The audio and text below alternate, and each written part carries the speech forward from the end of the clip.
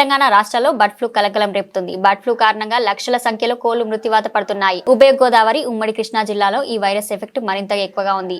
ఎన్టీఆర్ జిల్లా గంపలగూడెం మండలం అన్మోలంకలోని ఓ poultry form లో 3 రోజుల్లో 11,000 కోళ్లు మృతి చెందాయి. మరోవైపు బర్డ్ ఫ్లూ నేపథ్యంలో వ్యవసాయ పశు సంవర్ధక శాఖ మంత్రి అచ్చెన్నాయుడు, పశు సంవర్ధక శాఖ ఉన్నతాధికారులు, జిల్లా అధికారులతో ఈ రోజు టెలికాన్ఫరెన్స్ నిర్వహించారు.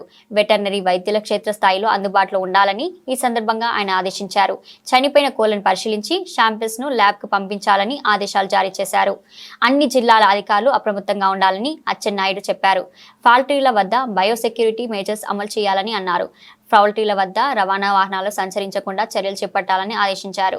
పరిస్థితి అదుపులోకి వచ్చేంత వరకు సంబంధిత ప్రాంతాల నుంచి కోళ్ల రవాణాను నిషేధించాలని ఆదేశాలు జారీ చేశారు.